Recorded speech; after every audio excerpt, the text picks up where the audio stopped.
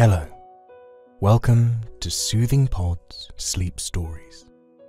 Tonight, I will be your guide to deep, peaceful rest. Before we begin our story, let's take a few minutes to settle in. Relax on your bed. Notice how the mattress and blankets are warm and soft. Let your eyes close gently. Turn your attention to your breath. Inhale slowly, feeling the fresh air enter your lungs. Exhale through your mouth, feeling your lungs get smaller as the air goes out. Breathe in again when you are ready. And exhale. Breathe in and exhale. If any thoughts come to your mind, don't worry about it. Simply let your thoughts drift in and out of your mind. Inhale and exhale.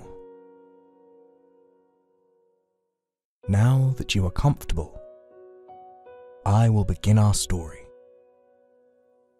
Tonight's story is The Gold Children. It's an old fairy tale told a long, long time ago. Are you ready to hear it? Let's begin. Once upon a time, there was a man and a woman who lived together in a little cottage. They were very poor. They earned money by fishing, but it wasn't enough to get them by. Even if he couldn't catch much fish, the man was happy to work beneath the sunshine and near the ocean. The sound of the waves helped the long hours flow by. The man was sitting by the ocean. He touched the surface of the water with his fingers. It felt cool on his warm skin. Part of him wanted to jump into the ocean and go for a swim. But he had work to do. He cast his net out into the water. He pulled it up and drew out a fish made of gold. Its scales shimmered in the light. The goldfish began to talk to him. It said, "Fisherman, if you throw me back into the water, I will turn your hut into a castle." "What good is a castle if I have no food to eat?" the man asked. The fish offered to give the man a castle and a magic cupboard that held an infinite supply of food. In exchange, the man had to throw the fish back into the water. The fish said that the man couldn't tell anyone about this, or the castle and cupboard would disappear. The man happily agreed. He tossed the fish back into the water. He walked home. When he arrived, he found that his cottage had been turned into a huge castle. The castle was made of white stone. It had 2 towers and a heavy wooden door. The man entered the castle, where his wife was waiting for him. Her clothes were different. She used to wear rags, but now she wore silk gowns and glass slippers. "How did this happen?" she asked her husband.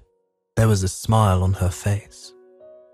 "I'm hungry," he replied, Dodging her question, he told her to look for food in the cupboard. She opened it.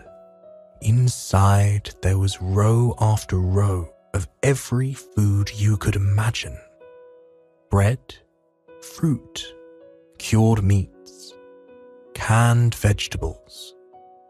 They made a tremendous meal and ate until their bellies ached. Where did all these riches come from? The wife asked once more. The man warned his wife, "Do not ask me that. I cannot tell you. If I do, then all of this will disappear." She agreed not to ask him about it again. But she didn't mean it. She pestered him, day and night. She just had to know where all of their riches came from. Finally, he caved in and told her about the goldfish. As soon as the words left his mouth, the castle was turned back into a cottage. All the food vanished, along with the cupboard. The man had to return to fishing for a living. He sat on the dock, feeling sad. He had had enough food to feed the entire village, and a castle with more rooms than he could count. Now all he had was a dingy cottage and whatever fish he couldn't sell. He cast his net into the water. By some miracle, he caught the goldfish once more. They made the same agreement. Once again, the man was forbidden from telling anyone about the goldfish. If he did, his castle would disappear. The man threw the fish back into the water. When he returned home, he was happy to see that his castle had returned. His wife was happy too. After a while, she began to question him. How did we get this castle? How did we get these riches? She asked over and over. The man got angry. She wouldn't stop questioning him. He foolishly told her about the goldfish. Instantly, the castle disappeared. They were back in their old hut. "Is this what you wanted?" the man asked. "I would rather have no riches," she replied. "If I can't know where they came from, then I'll never have peace." The man went back out to fish. He grumbled to himself as he cast out his net. And, as luck would have it, he caught the goldfish yet again. "You keep catching me, so this must be fate," the goldfish said. It flopped on the dock, and the man noticed how its eyes flashed with flecks of gold. It had long, silvery whiskers. The goldfish told the man to take him home and cut him up into 6 small pieces.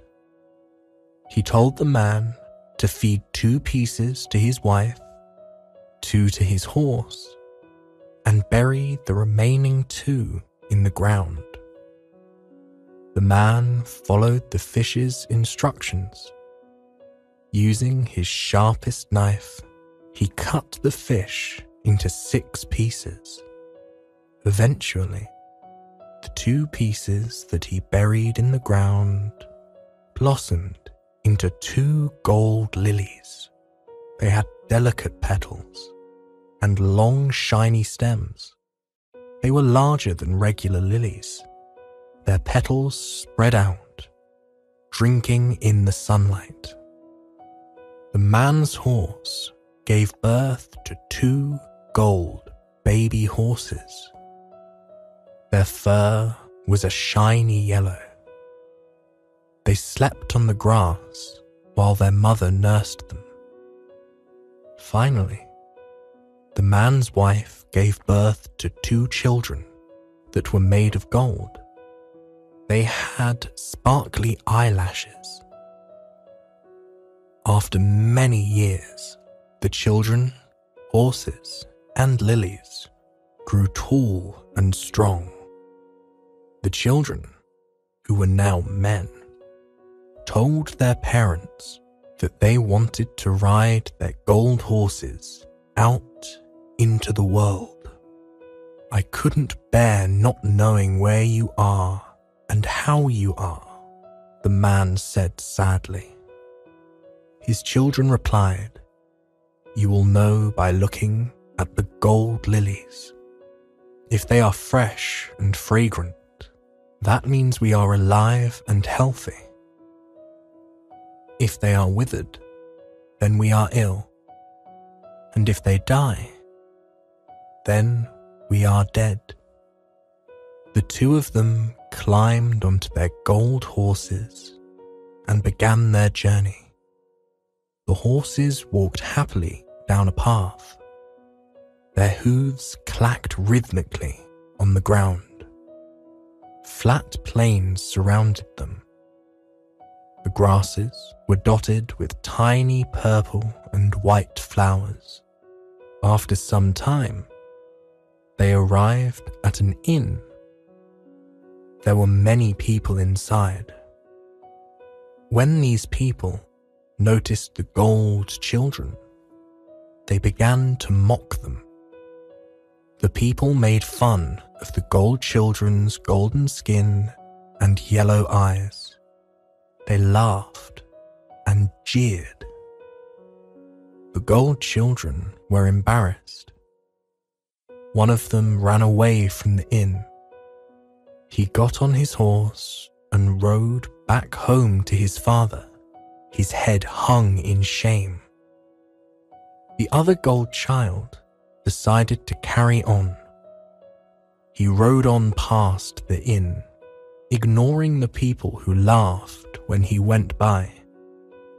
Instead, he focused on the sound of his horse's hooves on the path. It walked steadily, step by step. The gold child decided that his horse deserved a treat. He came upon a meadow of flowers and vegetables. Tying his horse to a small tree, he began to search for some food. He found some wild carrots growing near a ditch. The gold child could tell that they were carrots because of their frilly green leaves. He bent down and gently tugged at a bundle of leaves until the carrots came loose from the earth. They were bright orange and fresh. He brushed some dirt off them and fed them to his horse. The gold horse neighed in thanks. The gold child climbed back on top of his horse. He rode until he reached a great forest. The trees were so tall that he couldn't see the tops of them. They were probably hundreds of years old. Their bark was jagged, rough with age. Moss and vines covered the forest floor. The air in the forest was fresh. It smelled like pine and oak. The gold child took a deep breath and forgot all about the people who had teased him and his brother. He was about to ride into the forest when someone approached him. "You shouldn't enter the forest. There are robbers in there who will hurt you," the stranger said. "I'm not afraid," the gold child replied. If they see that you and your horse are made of gold, they will surely kill you," the stranger warned. The gold child covered himself and his horse in bear skins so that the gold couldn't be seen. In the forest, he heard people plotting to attack them. But after seeing that he looked like a poor hermit, they decided to leave him alone. He smiled to himself and rode onward. After a short while, he came upon a village. The village was made up of dozens of little cottages.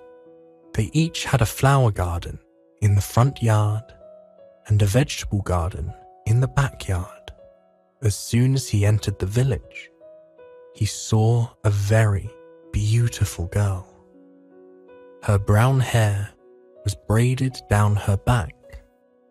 She wore a yellow dress with a white sash tied around her waist. The gold child admired her from afar. She moved so gracefully. He was overcome by her beauty. He went right up to her and professed his love. He said, "I love you. Will you be my wife?" The maiden was pleased. She thought he was rather handsome. She replied, "Yes, I will marry you and be loyal to you forever." They got married on the very same day. The ceremony took place in a garden of roses.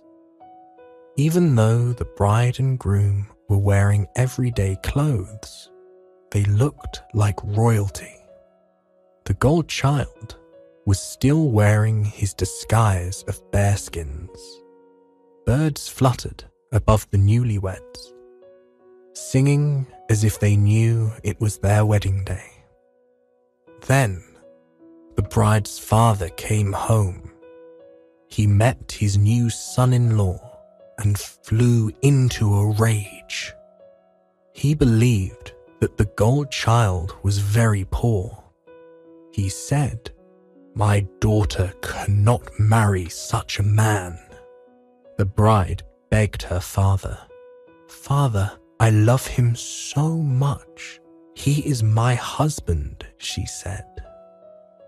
The bride's father said he would allow it, but he was still not happy with his daughter marrying a poor fellow. He decided to spy on his daughter's new husband. He peeped into his son-in-law's bedroom and saw that he was made of gold. The bearskins were in a pile on the floor. The bride's father was relieved his son-in-law wasn't so poor after all. That night, the gold child had a strange dream. In the dream, he was standing in the middle of a field. Pollen drifted in the air around him. The gold child watched as the dream version of himself ran through the field. He was chasing a deer. It was the biggest deer he had ever seen. It had large antlers and wide eyes. In the morning, the gold child woke up and remembered his dream. He told his wife about it. "What do you think it means?" she asked him while they ate breakfast. The smell of maple syrup and pancakes wafted through the house. "I don't know. I need to go find this deer," he replied. "I know it's real." She begged him not to go. She feared something terrible would happen to him. He said, "I need to go. So I will." He climbed on top of his gold horse for another adventure. They rode into the deepest parts of the forest. Here, the trees cast long, dark shadows. The gold child paused to admire the forest. The place felt magical to him, and knowing the trees must carry some ancient secret. He believed that if he was quiet enough, he'd be able to hear the forest whispering into the wind. He fell silent. A breeze rippled through the trees. Their leaves began to rustle. The hair on the gold child's arm stood up. Then he saw the deer from his dream. It stood on the path right in front of him. He lifted his bow and arrow, pointed them at the deer. He held his breath and steadied himself. Just as he was about to release the arrow, the deer ran away. The gold child was determined to capture the deer. He followed it off the path and into the trees. He ran over the tangles of tree roots without tripping. The deer leaped easily through the forest. The gold child did too. He chased the deer for an entire day and never got tired. The landscape sped by him, the edges of the forest, the tall grasses in the meadow. It all blurred together as the gold child focused only on the deer. The sun began to set. In the limited light, he lost sight of the deer. It vanished back into the forest. The gold child noticed his surroundings for the first time. He spotted a little house nearby.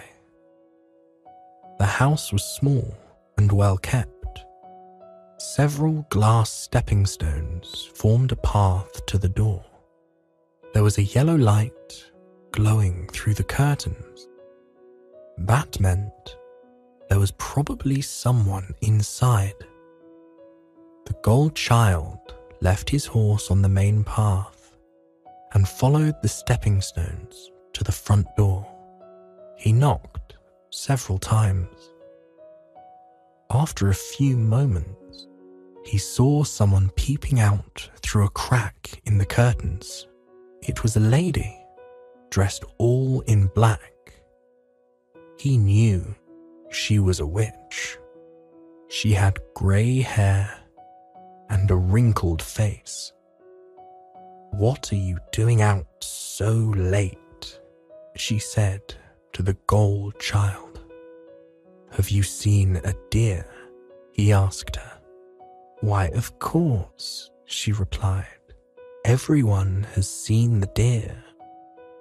A little dog suddenly ran out of her house. The dog had white and brown fur. It barked loudly at the gold child. "Be quiet or I'll shoot you," he shouted. The witch gasped and scooped her dog up into her arms. "You would kill my dog?" she asked. Reaching into her robes, she pulled out a wand and instantly turned the gold child into a stone. Meanwhile, the gold child's bride was back at home worrying about him. She guessed that something terrible had happened to him. At his childhood home, the gold child's brother was watching over the gold lilies, making sure that his brother was safe. One of the flowers began to droop to the side. It was withering. He jumped onto his gold horse and headed out to find his brother. He rode until he reached the forest. Then he rode further until he reached the witch's house. She opened the door before he could even knock. She planned to turn him into stone too. "Would you like to come inside? I have some fresh apple pie," the witch said, trying to lure him in. "I'm not coming near you," he exclaimed.